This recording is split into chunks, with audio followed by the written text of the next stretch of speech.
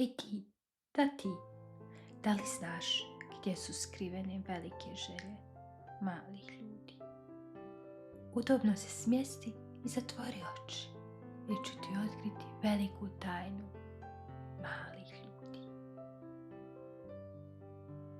Kornjača koja je učila letjeti. U jednom tihom, zelenom ribnjaku živjela je mala kornjača po imenu Maja.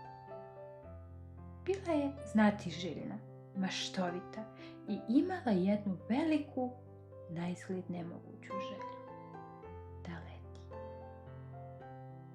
Svaki dan je satima posmatrala ptice visoko na nebu, kako slobodno lete među oblacima. Njene zelene oči sijale su od snova dok bi šaputala.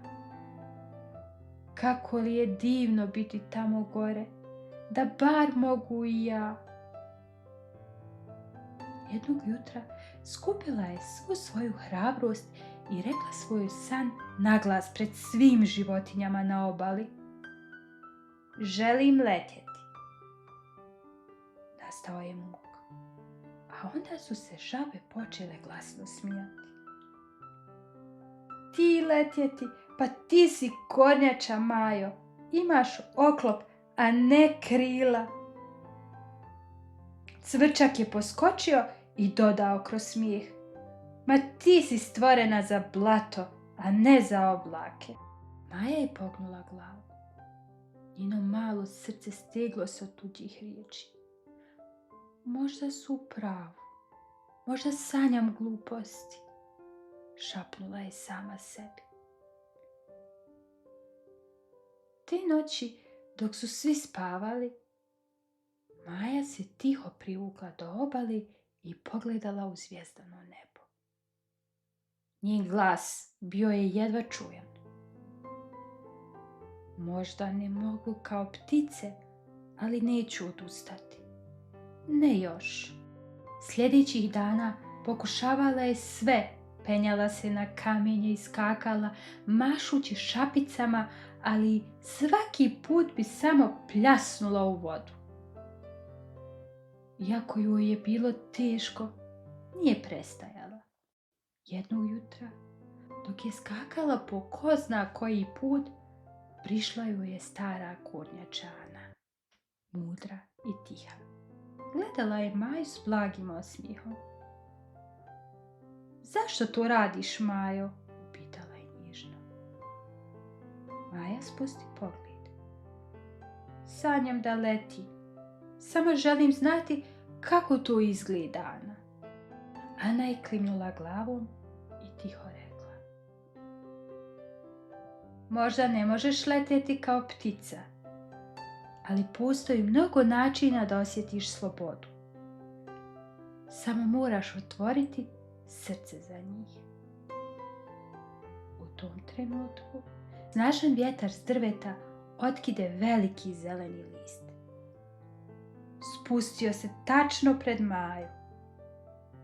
Ana se nasmiješila. Možda ti je priroda upravo poslala odgovor. Maja sa nevjericom gledala je list, pa u Anu. Misliš da pokušam?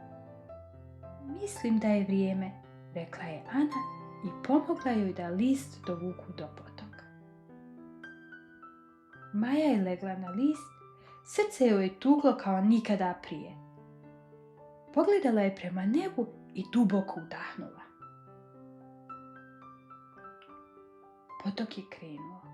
List je lagano klizio niz vodu, a vjetar joj je milovao lice.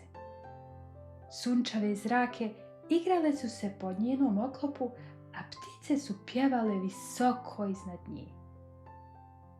Maja je zatvorila oči i tiho šapnula. Leti, stvarno leti. Tog trenutka osjetila je ono o čemu je sanjala. Slobodu. Nije imala krila, ali je srce bilo lakše od oblaka. Kada se vratila kući, životinje su je začuđeno gledale. Gdje si bila, Majo? Upita je cvrčak. Maja se nasmijala i odgovori tiho, ali sigurno. Maja se nasmijala i odgovorila tiho, ali sigurno. Letjela sam. Ali kako, nisi ni makla sa tla, začudi se žaba. Maja ih je pogledala, a oči joj zasjaše od sreće. Nekada ne moraš imati krila da bi letio. Nekada je dovoljno da vjeruješ i da pustiš srce da te ponesi. Ana je klimnula, ponosno gledajući malu kornjaču. Ponekad oni koji sanjaju najveće snove pronađu svoj način i baš zato postanu najveći. I od tog dana niko više nije sumnjao u Maju. Znali su, ona je kornjača koja je pronašla svoj let. Stoga ne zaboravi. Ne moraš imati krila da bi letio. Važno je samo da nikada ne odustaneš od svojih snova i da vjeruješ, jer pravi let počinje u srcu. Zanimljiva priča, zar ne?